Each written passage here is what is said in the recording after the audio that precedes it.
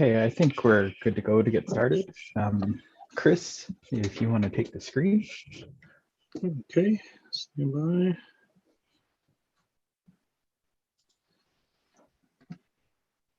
Oh, hang on here.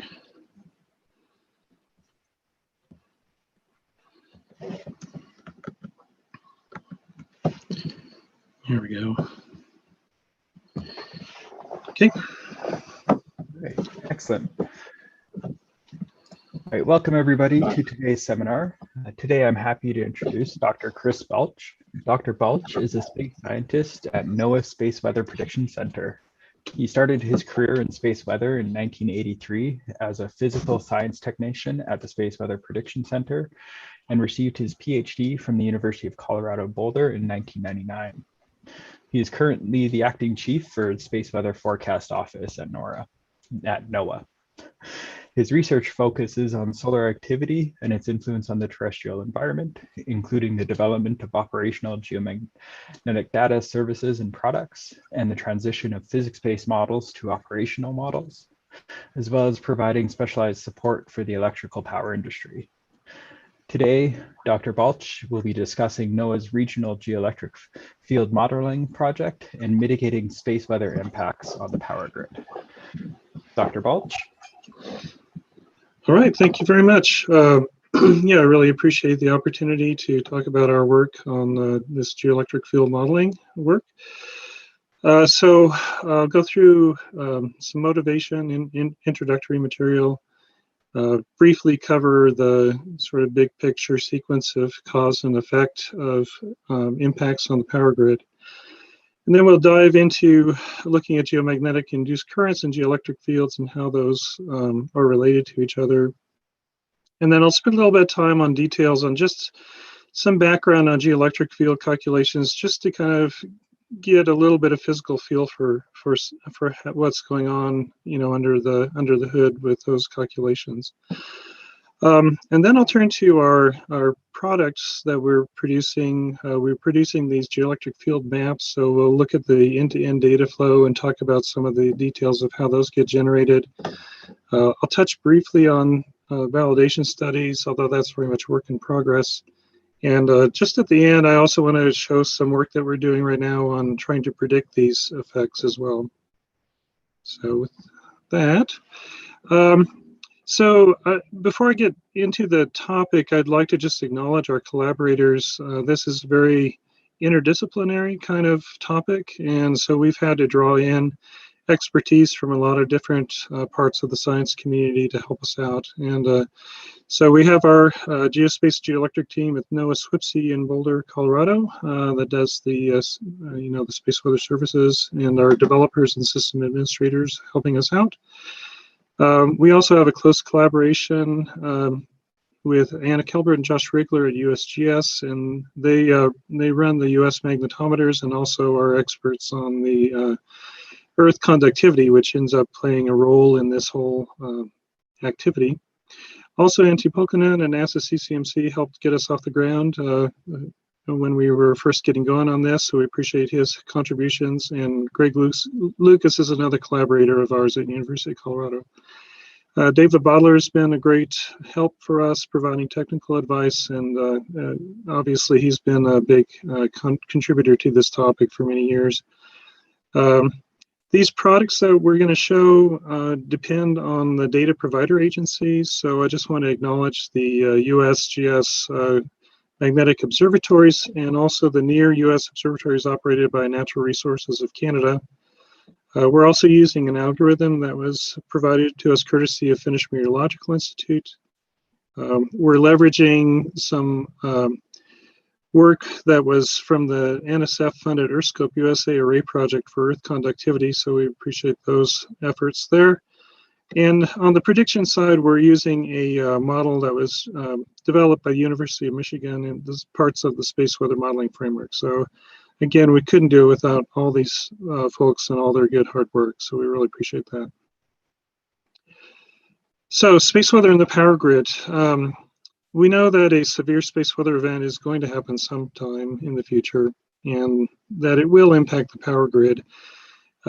Reliable electrical power is probably one of our prime examples of critical infrastructure. We're all very dependent upon our power grid. We know that we had impacts from the big severe storm of March of 1989, including a power outage in Hydro-Quebec, transformer damage at PSE&G on the Northeast coast, and a widespread, actually, maybe not as well known, widespread operating anomalies were documented during this event. So the question is, what happens when the next severe storm hits?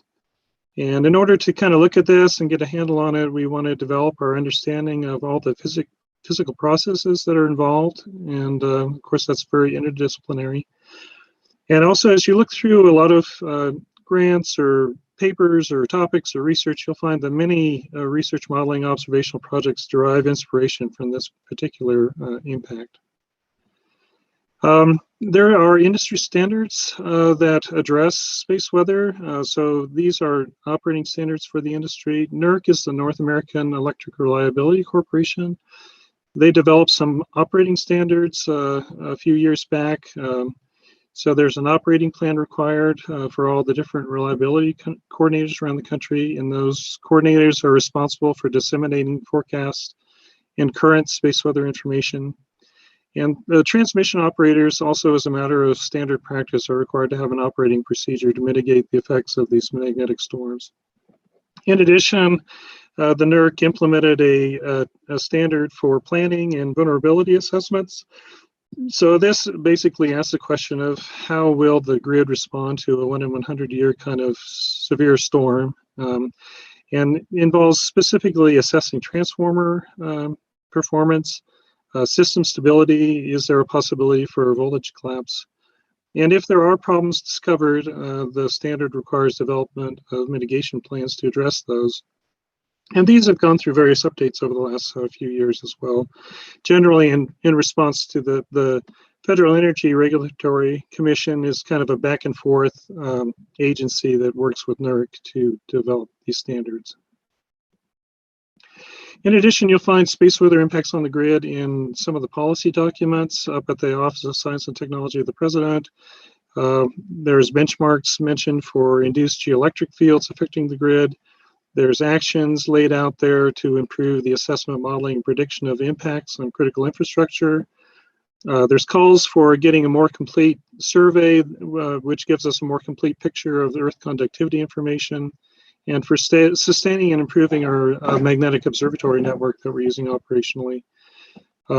Also, there have been updates to this plan, specifically addressing the risk to the power grid, and just calling for improved situation and awareness to inform decision-making for those technologies that depend on space weather services and might be susceptible to space weather.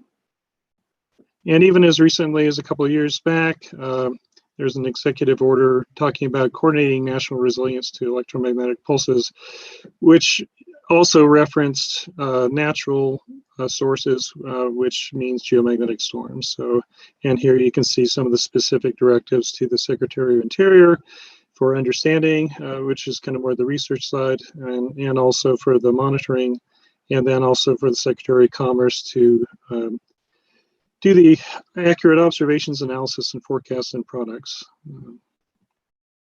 So real briefly, and I won't dive into any real details here, but when we trace the chain of cause and effect, we're going all the way from the sun down to the mantle, basically. So what we have in mind here are large coronal mass ejections that come off of the sun. They propagate between the sun and the Earth through space, interact with the Earth's magnetosphere, transferring energy into the magnetosphere, driving various current systems during these disturbed times, which get all the way down to the aurora oval there that you're seeing in the lower right. If you measure those current systems down on the ground with an instrument, what you'll see that panel there on the upper left, that's from the March '89 storm with the northward and eastward magnetic field components at the Ottawa Observatory. So that's what we're measuring down on the ground when these things occur. And then the Earth conductivity basically acts like a frequency-dependent filter on that signal.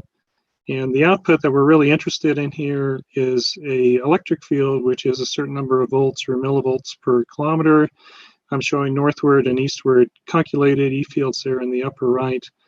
And when those are present, then those will drive currents in these artificial conductors on the ground, and that's where we're running into problems. What happens in the power grid is that these currents flow to and from the ground through the windings of power transformers, and so the normal curve that a transformer goes through on its cycle, it gets pushed up a little bit out of its range, and so the transformer exciting current exceeds its normal level, and all of a sudden the magnetic material is saturated and you lose back EMF from the core of the transformer. So all of a sudden you have high voltages, excess currents, a lot of stray magnetic flux in the transformer, and abnormal heating from the eddy currents that drives. So in addition to that local issue, the transformer is all of a sudden a big inductive reactive load on the system, which if you may or may not be familiar, but there's a need to balance between inductive loads and capacitive loads. And so it requires high levels of capacitive loading to maintain stability. So this is where we can get some voltage problems. And in addition, it's a heavy load for the system to carry. And the saturating transformers are also adding a lot of harmonics to those currents and voltages, which can cause various equipment to trip. So that's really the core of why we have an issue. This is an actual measurement of induced current in a transformer during the October 2003 storms. There were actually 2 storms, which you can see in this signature. And this is a case of a significant event where we're getting almost up to 100 amps measured of GIC in a specific transformer. If you compare that to other measures that during that geomagnetic disturbance, I'm plotting here in the 3rd panel, you can see DST index, and in the 4th panel, the KP index, and you can see that there's this general association with magnetic activity with the GIC that's been observed in this transformer. So the magnetic indices give us a general indication when we're in disturbed times or when we're in quiet times. But really, the industry's been served with those indices for many years and has communicated to us that they're looking for something better. This just is not quite enough of a specific indicator for them. So what's been identified is this geoelectric field I was talking about. And this actually goes all the way back about 10 years when we started going down this path of developing these products. And we find these days that the electric field is referenced by the industry standards groups. It's mentioned, as I said before, in the policy documents. And the main advantage is that the electric field is local and regional. So we realize there can be significant differences at different locations on how much electric field there is, so how much impact there will be.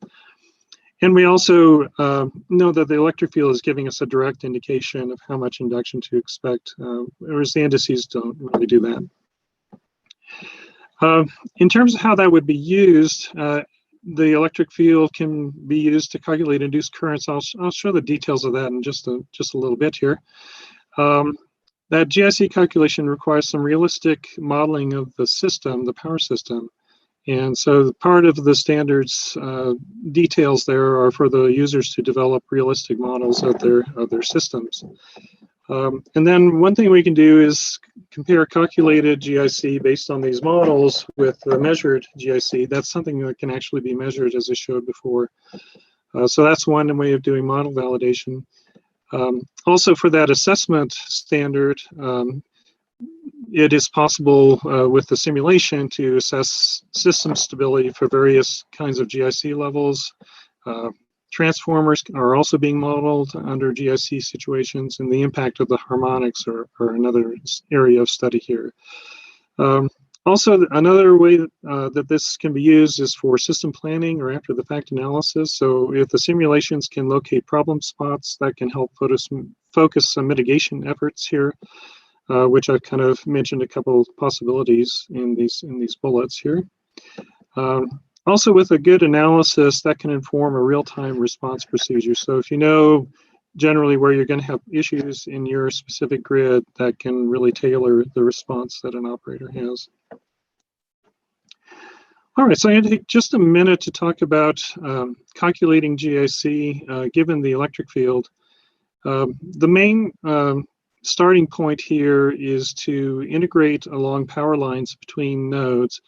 So I've shown here the voltage between two nodes with the integral of the electric field along that line. Once I've integrated the electric field between two nodes, then I know what that induced voltage is on that particular line. And if I know what the resistance is in that line, then that tells me what the induced current is on that particular segment. Then when I look at a node where two segments come together, I can take the difference from those, which is this JA term here, and that's basically a nodal current. So that's from space weather, that's telling me how much current is coming into that particular node.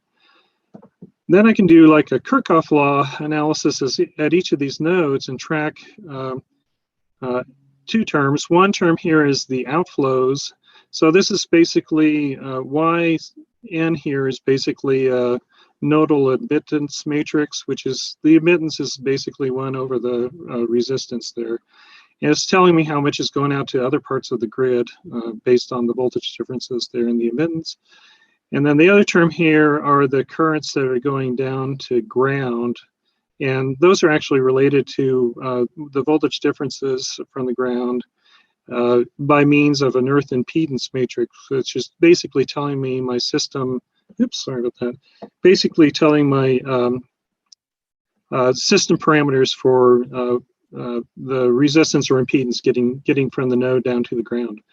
So if I combine that information in the Kirchhoff law here, then I have basically my nodal currents.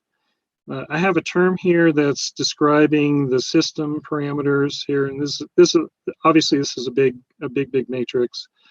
And then I have my currents that are going down to ground, and then just with an inversion there, I can calculate an induced current and compare that with a measurement. So that's just kind of the brief version of calculating GIC in the grid with these models.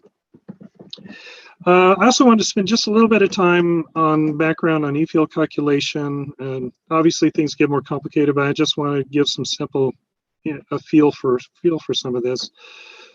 So you can start with the Maxwell equations here and take the curl of these guys, and put in Ohm's law and some of the other relationships. And what comes out is this general form of Helmholtz equation relating the electric field to two terms here. One is basically a conduction term, and the other is basically a displacement term, and that drops out for both the electric field and the magnetic field. If you look at a single frequency term and then kind of look at some of the parameter domains that you're in, what happens is that this conduction term ends up dominating below the surface of the Earth. And if you look at that, you'll actually see that that's basically going to give you a wave that's going to decay. It's a diffusion equation type of form. The other term here is the standard electromagnetic wave propagation, which is what's happening up in the air above the surface. So for general plane waves, if we use this form for a plane wave, just plug it into these equations, we can get these relationships between the wave number and the frequency, the dispersion relation there. And you'll find that below the surface of the Earth, you have a complex number here. So it's got a real part, imaginary part, and that basically gives you the decay of the wave for the real part of IK, which is the skin depth quantity that most folks are real familiar with. So this is kind of the key relationship for what's happening below the surface.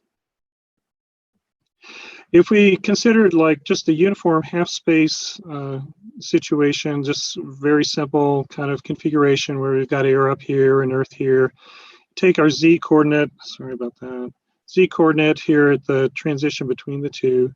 We'll have a incident wave, reflected wave above the surface. We'll have a transmitted wave below.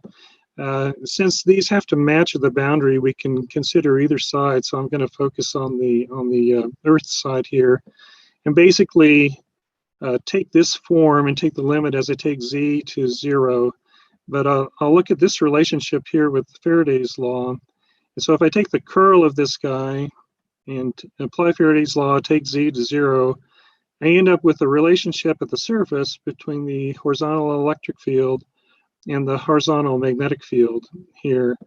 One thing you'll notice here is that this I omega mu hy is basically dB dt, the time derivative of the B field. But since we have the curl of E here, there's another term that comes in that actually involves the frequency here.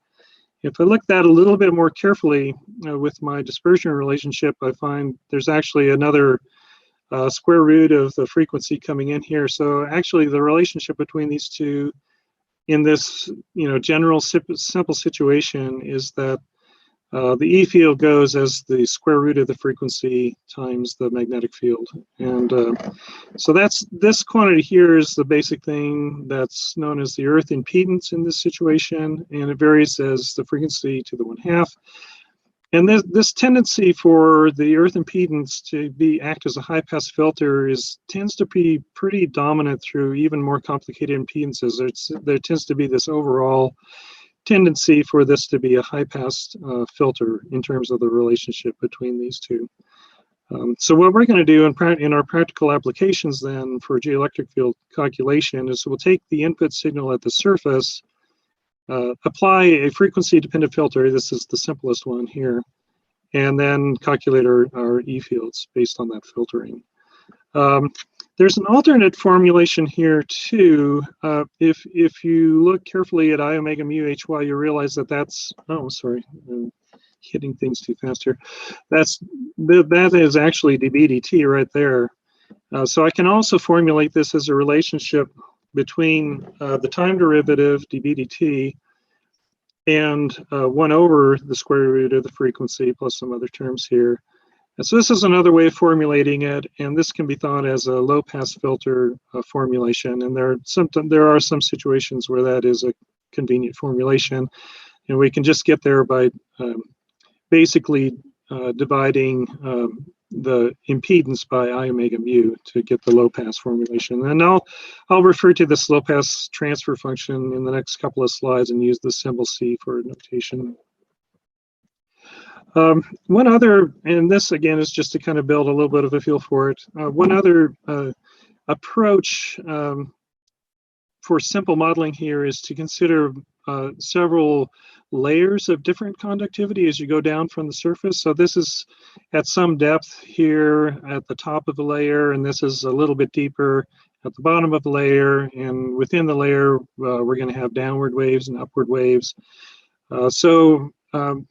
This kind of goes forward by way of a mathematical induction here, where if we know, let's suppose that we know the low pass transfer function here at the bottom of the layer down here at this part, which the low pass one again is the electric field over dB dt down at the bottom.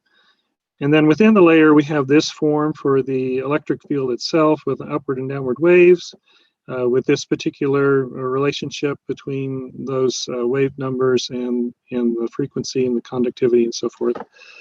And these constants here are these are constants with respect to Z in the layer. Then if I apply Faraday's law in the layer, which is basically taking the curl of the E field in terms of how I've just kind of written E, I find a relationship between the I omega mu h, which is dB dt, and I end up with this kind of form for the magnetic field in that layer. And then when I divide my E field formulation by that magnetic field formulation within the layer, I get this general formula for what's going on in terms of the ratio of those two in the low-pass transfer function. Now, one thing I'm going to do here is I'm going to divide everything by the upward wave here just to get the ratio of the downward and upward wave. And that's going to be this alpha term here. And I'm going to define the low-pass transfer function within the layer as C of Z. And that gives me a way that I can, I'm sorry, I should flip this around. So now I can solve for that ratio, that alpha I, in terms of this transfer function. So that's shown in this formula here, where I've just kind of flipped things around to solve for that ratio. Since I already know the value of this guy down at the bottom, that gives me a way of solving for this alpha I, which I'm showing here, and I'm using a little notation or simplification here. So that's the ratio of the two constants for the upward downward wave. Then I plug that back into the equation, the general equation within the layer, and then set my z parameter, the coordinate, to the top of the layer, and lo and behold, I pop out my low frequency transfer function at the top of the layer. You'll see that this makes sense too, because if I take the limit as I take that depth to infinity here, this term drops away, and maybe it's not obvious, but this 1 over ki is just the uniform half space solution. So I know what a uniform half space solution looks like, and I know the relationship between the transfer function at the bottom and the tops of layers. So what do I do then? Well, what I really want to get after is that low transfer function at the surface.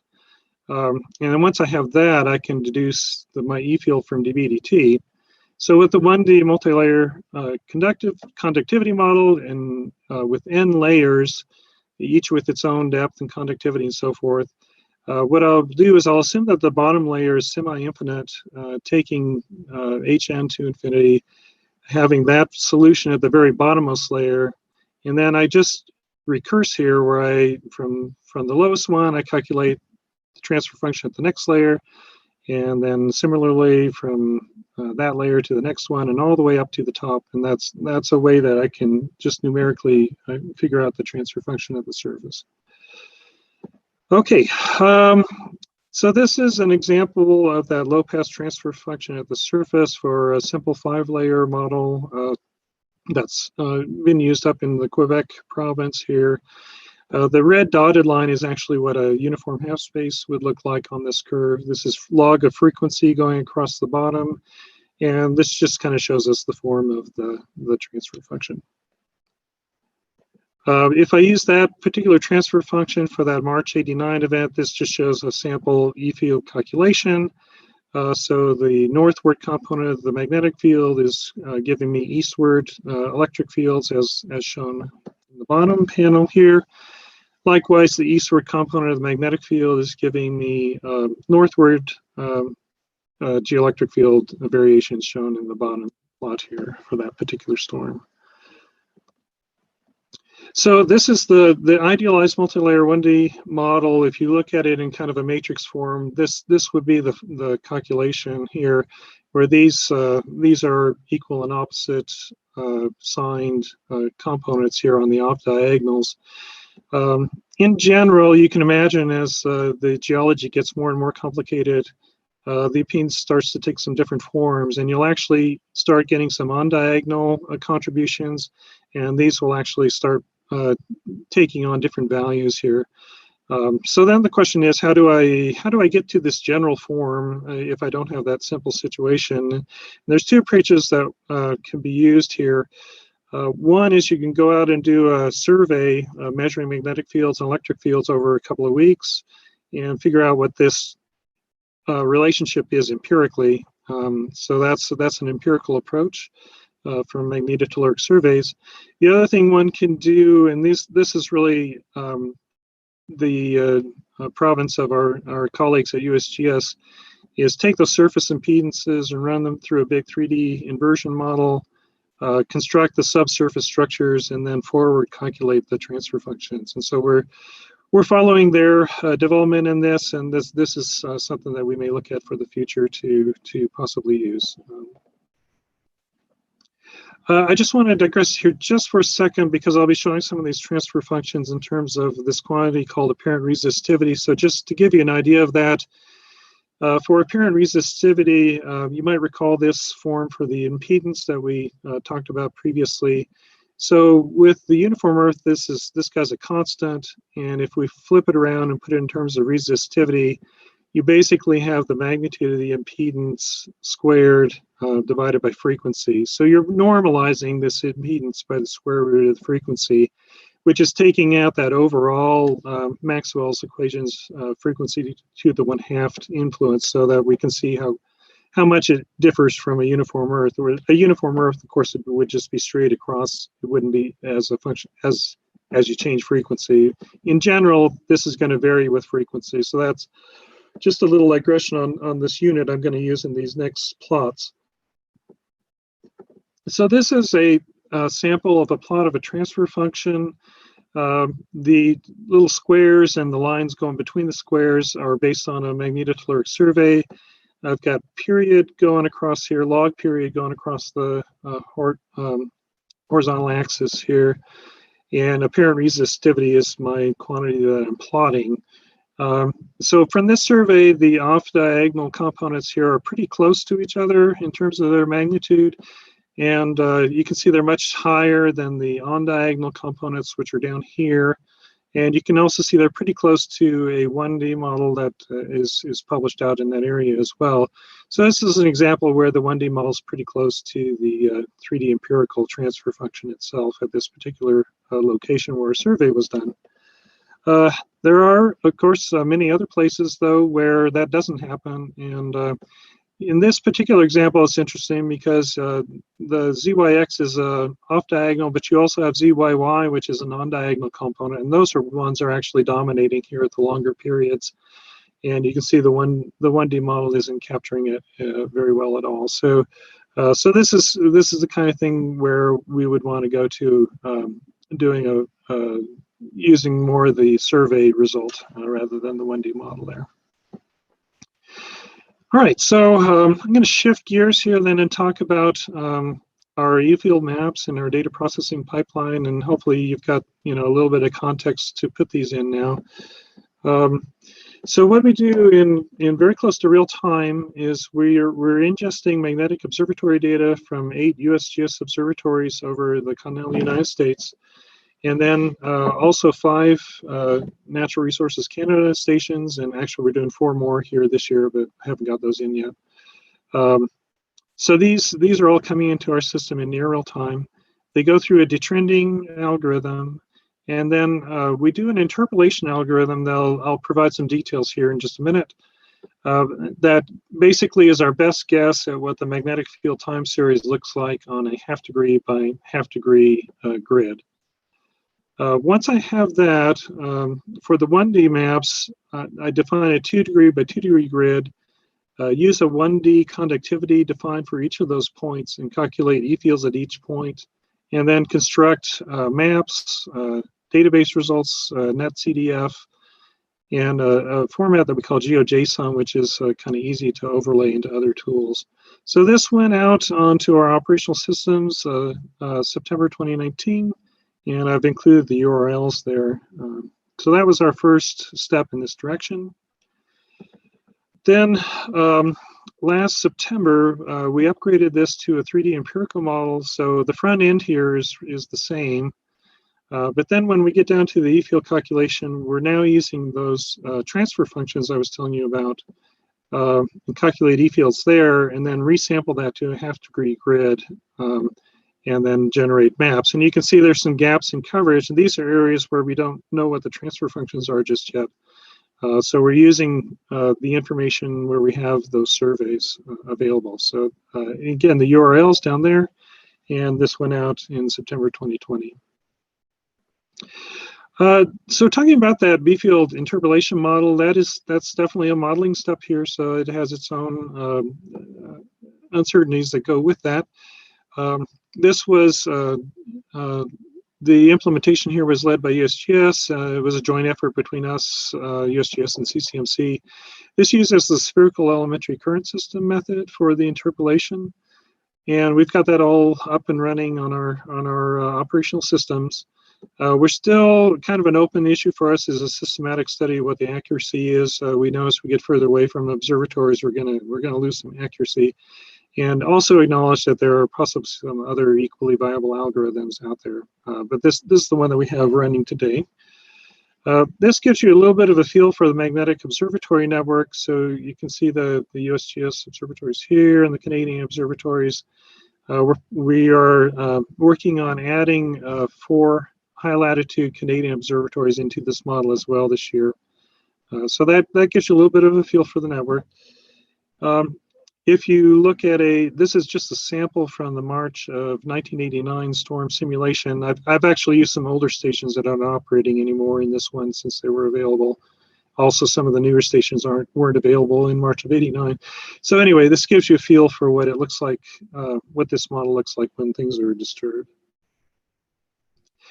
Just a quick little animation from the September storm, just to get a little sense of how things vary with time. This is a short little sample from that storm, and you can see a nice southward deflection indicating probably, I guess that would be a westward electrojet up there in the higher latitudes. One issue that you may have noticed, and I'll just make it more explicit here, is that there are some areas where some of these grid points are getting pretty far from an observatory. So I've shown on here the kilometer distance from the nearest magnetic observatory. And in particular, there's an area here where we're more than 1,000 kilometers from an observatory. Those areas are, we know that there's going to be greater uncertainty in our interpolation results. So this is one of the areas that we want to try to improve our models, is get more monitoring in some of these gaps. We actually ran into an explicit example here. We were doing some validation studies for the September 2017 storm, and up in the Minnesota area, which is one of those gap regions, the blue line here is showing what the model magnetic field time series looks like. And one of our collaborators, Jen Gannon, pointed out there was a supermag observatory that also observed that storm. So just to compare how well or poorly our model was doing, we overplotted those, and you can see, you know, it's missing some of the gaps here and there. So we know that there's some errors. This shows you the distance from that particular grid point to nearest observatories here. So again, this is one of the weaknesses in our modeling effort. In terms of the timeliness of our data, we're getting pretty good on this one. We've seen some good improvements over the last couple of years. Some of the observatories are even, a lot of them are under a minute in terms of the delay after the observation is completed to when it's in the database here. There's a couple that we still need to work on to get them down a little bit more. But these are the typical latencies for that data coming into our system, which is really terrific. I think that's really good to get it in that quickly. Okay, details on the map generation then. So the way this works is that we define a 2-degree grid over the continental US, and that at every single one of those grid points, we have our interpolated magnetic field time series that we're going to use as the input. We determine the conductivity model for that particular grid point, and then that initial release, the 1D model, uses those 1D conductivity models at those points, and then we construct our maps. And so there's 283 grid points for that guy. This just shows you what the 1D map looks like if you run it through March 1989. You can see the 2-degree spacing for the various grid points in this simulation. For the 3D empirical, now we're looking at magnetotelluric surveys. So again, we have that half-degree resolution B-field interpolation. At every single place where there's a survey site, we find the nearest interpolated B-field time series. And with a half-degree grid, these are actually pretty close to those survey locations. Then we calculate the E-field time series at each survey location using the published transfer function, and that's kind of our first level 0 step for E-field map. Then those results are resampled to a regular half-degree spaced grid, and we omit any points that are more than 100 kilometers from an MT survey site. As I mentioned before, these have been operational since September 2020. This is that same time step with the 3D empirical, so you can see a lot more detail in terms of the electric field response. Also, these arrows are actually 1-degree resolution, so the data itself is actually at a half-degree resolution, so a little bit a finer scale than is shown with the arrows here on this map. All right, and this is just a 1-hour sample animation with the 3D empirical for March '89, where you can see things just change minute by minute, really, with a lot of these calculations and these models. All right, now the magnetotelluric surveys, there is ongoing work to improve that coverage. This was sort of the status of surveys as of March of 2021. So there's some new areas here. So part of our job at SWPC will be taking these new survey results and doing another upgrade on the 3D empirical model to incorporate these. So that's ongoing work. It's probably going to be a couple more years before we get everything covered, but we're optimistic that that'll get filled in time. This is just a quick comparison between the two models for another storm of June 2019, where you can see so much more detail up here, and especially in this Appalachian range and the Minnesota area. The responses are quite a bit higher up there too.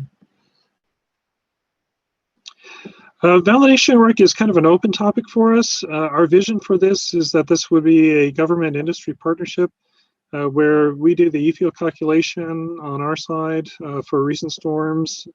Then we look to industry partners to carry out the integration on their transmission lines, since they know where the lines are and they know what their line parameters are, to determine the e-field voltages and currents that are going into their system, and then work with them to compare calculated values with actual measurements. Our vision here too is that we expect each regional power company entity is going to eventually need to participate in this process to really test the correctness of the modeling in their location. We've had some activity in here, but we have a lot more that we would like to do. I'll just show you one sample here with the operator that was in the Dominion area, where we took the September 2017 storm, compared the 1D model out there. This is the blue one's a measured GIC, and the red is the model GIC, and really did much better with this transfer function approach, resampling at a half degree in that particular instance. But again, it's just one area, one location, and we have a lot more work to do on the validation studies. Okay, and then my last topic here I wanted to mention briefly, this is a project we have in works this year to look at forecasting these geoelectric fields. Obviously, that would be of great value to users if you can forecast the geoelectric field, then users can take actions before the impact occurs. And what we have at NOAA SWPC is a geospace model here that was developed by University of Michigan that takes solar wind observations and then predicts what the impact will be on the Earth's magnetosphere. And one of the outputs of that particular model are magnetic variations on the ground on a 2-degree grid over the lower 48 states. So we look to start there and use that output to do e-field predictions. So far, we're just doing kind of a naive approach in terms of taking the minute-by-minute predictive values and just run them through that e-field calculation and compare and see how things look. So I'm just going to take you through a couple slides here. Again, this is work in progress. We did a case study for that September storm. We have the nowcast version using the minute-by-minute maps, using the full USGS and NRCan observatory, using also those 3D empirical transfer functions. And then with the forecast version, we take the predicted magnetic field time series from geospace, resample that to a half-degree grid to match the inputs, and then run it through the same e-field calculation, and then compare all those different time series at each grid point. So this is just a snapshot. The left is a nowcast map, and the right is a forecast map. And at this time step, you can see it's under predicting actually. If I go to a specific location, this is near Richmond, Virginia, which has a pretty strong Earth response function there. The blue line here is showing me my nowcast values, and the red line here is showing my predicted values here. And you know, there's some hints of some similarity in terms of the overall envelope here, but we're missing some peaks, which is kind of important. So we realize that that's something we're going to have to study more, maybe figure out some alternate approaches. One way I've characterized the quality here, although this is just on a minute-by-minute basis, is you can do correlation coefficients, of course, on the components themselves. And then there's a general vector correlation parameter, which is equivalent to doing basically a vector equivalent for the Pearson correlation coefficient. So this is a 0.43, which is actually one of the better ones in the sample. Just to show you another, this is near the Washington D.C. area. Again, you might be encouraged by some of these envelopes, but you can see some details are missing as well. And that's my vector correlation. There's 0.46. This is another area in Western Connecticut with a strong response function, Earth function there. And you see, I missed these peaks pretty badly here in the early part of the storm. There's a little bit of a hint of some matching of the envelope here, and here's my vector correlation. We also looked at northern Minnesota, and this one doesn't really capture it. So we're kind of missing whatever happened up there. This is near Wisconsin, same story. If you combine all those vector correlations into a map, I basically put them into 10 bins here and color-coded them. And so these brighter areas are where the correlations are a little higher, which kind of matches some of the ones I showed you. You can also see here's Minnesota, where the correlations are quite low. And it just gives you an overall view of where things are doing better or where things are doing worse. Can also do a histogram here, collecting all those correlations together. You see we have a pretty small percent that are up in the 0.7, 0.6, 0.5 area, and most of them are down here between 0.1, 0.2, 0.2, 0.3. So we've got a lot of work to do. We may need to step back and look at more coarse parameters over time or space to see if we can get a better. And again, keep in mind this is based on the minute by minute comparison. So I think mainly this is telling us the minute by minute is not, we're probably not going to be able to do, and we may need to use broader categories or broader time windows.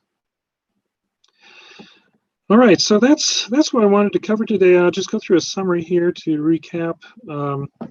The vulnerability of the power grid to space weather is a risk to society. So it's being addressed both by OSTP, by various federal regulatory activities, and by industry standards, and a lot of activity developing space weather services for this application. The key parameter to characterize the impact is the regional electric field, which is calculated by convolving the input ground level magnetic time series with a frequency dependent filter that captures the effect of the conductivity of the solid Earth. The derivation of that Earth filter can be complex in regions with highly structured geological features. And the most appropriate approach to modeling this is actually an open topic for current research. Part of what feeds into that is that we need to do a lot more work on validation with partnership with the user community to test various approaches. Once the geoelectric field is known, though, the amount of current can be calculated in the power grid using a DC model of the power grid components. And those induced currents can cause those transformers to go into half cycle, saturation causing the difficulties with the transformers themselves, as well as the stable operation of the grid. So in partnership with USGS, NASA, and NRCan, and also using results from the broader geophysics community, we've been able to make some forward progress on providing a near real-time map of the geoelectric fields to help the users understand better how space weather is impacting their system. And in addition, in collaboration with the wider science modeling community, we're looking at possible approaches to provide the same information as the forecast product. And currently, looking to do that using GeoSpace model, which is a subset of the space weather modeling framework developed by the University of Michigan. So with that, I'll conclude and open things up for questions. Thank you very much. Thank you, Chris. That was a wonderful talk. And we have a handful of questions starting right from the beginning of the talk towards the end. Our first question comes from Jerry Manweiler. And let me just get to it. He is wondering, how well does the AE index work to guide the response for the Canadian power grid? I haven't really tried that. My expectation is that you're going to have a general decent association between the elevated levels of AE and the amount of induced currents, but I don't think it'll capture some of the regional variations, that the Earth conductivity is going to have, and those can be quite significant. You can find areas where you're actually getting orders of magnitude different responses in different areas. So yeah, I think generally, as kind of a is it an interesting event? Yes, but when you're starting to get down into the details of specific regions, I think you have to go a little bit further. Yep. Our next question comes from Patricia Reith. This is with regard to the GIC slides just before the electric field discussion. Often the auroras seen from space appear to follow coastlines. Can the formalism for the GICs be used to explain this? Okay. Yeah, I'm not sure where to go with that. I mean, certainly there's a conductivity boundary there, which is going to affect, what those E fields are along the coastlines. It's interesting. Don't think I was aware of aurora following coastlines per se, though. That's interesting. I guess I have to think about that. One thing we do know is that that coast effect does not tend to go too far inland. So for a lot of the grid, it tends not to have that much influence. The other thing that we are, at least this is my understanding, those transfer functions from a survey incorporate the effects of the coast there as well. So that that coastal effect should be incorporated in our transfer functions. So I'm sorry, it's not a direct answer, but hopefully that addresses some of it. So our next question comes from Jason Schuster. In addition to the Hydro Quebec outage in '89, do you know of any other well-known solar-related power outages or any examples? Yeah, there was a nice review paper by David Bottler. I'm thinking it was right around 2000 or so, where he actually went back through a long record and just compiled he's got an appendix with a couple pages worth of different, specific incidents on the grid. We do know in 2003, there was another impact in Scandinavia in Sweden. We suspect there might have been something going on with the South African transformers in 2003. Since that time, we just have measurements. We get anecdotal reports sometimes of trips, but the last cycle was actually quite on the weak side. So there really wasn't anything dramatic during the last solar cycle. So it's been a while since we've had a storm that's had the magnitude that's really attention getting. Okay, so that's part of the second part of his question. Is the occurrence, or I guess the kind of lack thereof that you touched on, because of the transformer technology being better today or being better suited to mitigate some of these effects, or is it just we haven't saw large storms? It is true that mitigation is possible through transformer design and non-magnetic materials. I think is part of that. However, there's such a large number of these out there, and it takes a long time to turn that over. So I think it'll be a long time before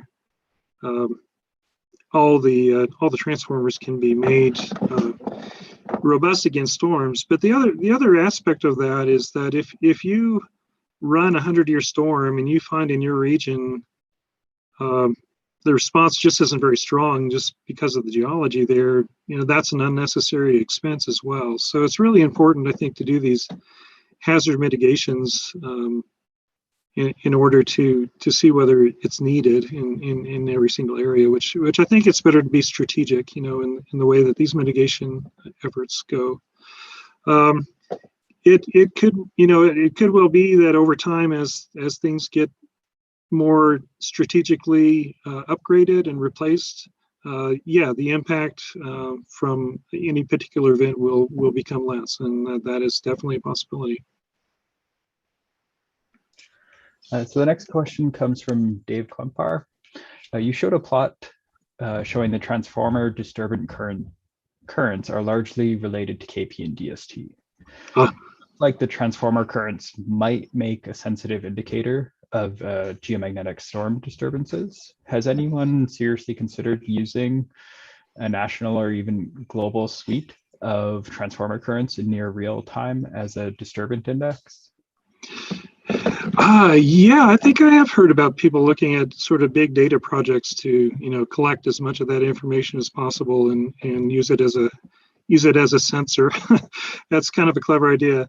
Having said that, though, it was interesting. We took March '89 storm retrospectively and collaborated with a power utility where we had a very large number of lines and nodes and so forth, and ran the GIC calculation through their model.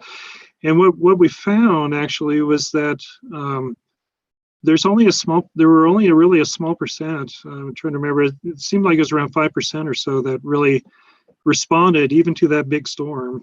So there are a lot of areas that don't really respond. So you'd want to be selective in terms of which. What you would find is you'd need to be selective in terms of which transformers you were monitoring the currents on to use it as a sensitive sensor. Our next question comes from Eric Lund, and I think you answered this in your last few slides. But with 13 or even 17 magnetometer sites in North America, is horizontal resolution an issue with the data product?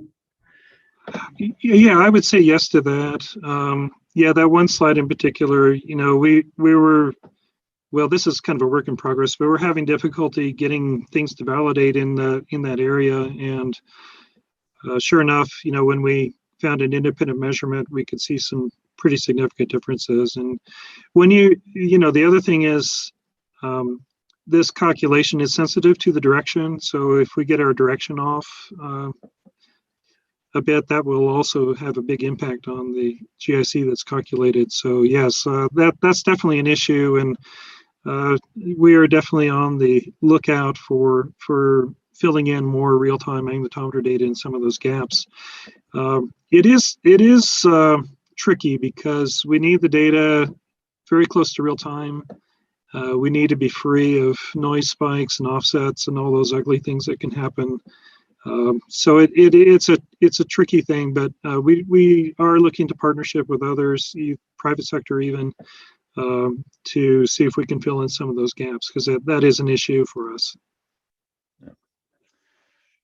So follow-up question from Jerry. Has NOAA considered working a deal with private power grids to get more data points as observations, especially for the areas underrepresented? Again, I think you've just touched on this, and it was a little bit in the last few slides. Yes, yeah, we've put out that invitation. I think we have a few people that might be interested.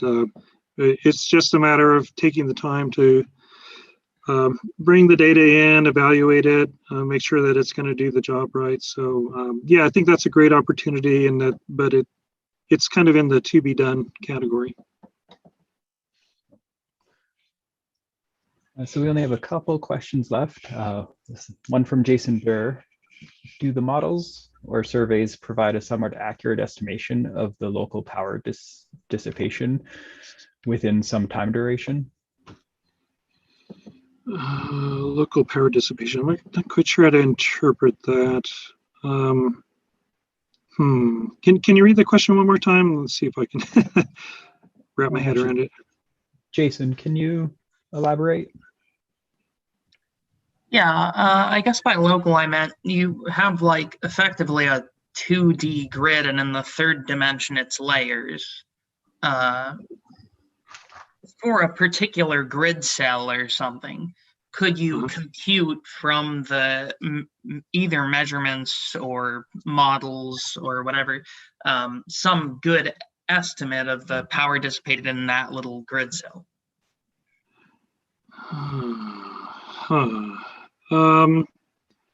So this would be like the telluric, the power dissipated by the telluric current that's running through the ground or something like this? Yeah, yeah, Is that what you're kind of thinking? right. Oh boy. Uh, Like integrated yeah, over some, or energy integrated over some time period, something like that. yeah.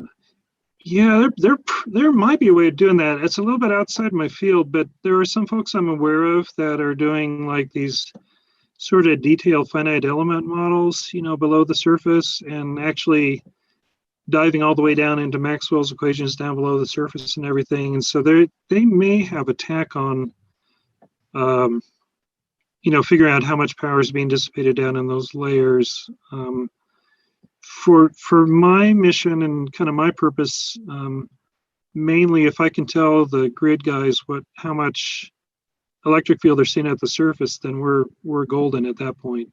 But from a physics point of view, yeah, it's an interesting question, and there are some folks. I think University of Utah, they've got some people there, and I feel like there's also a modeling group out in Europe that does a lot of this detailed finite element stuff below the surface. So yeah, that is a topic that's out there.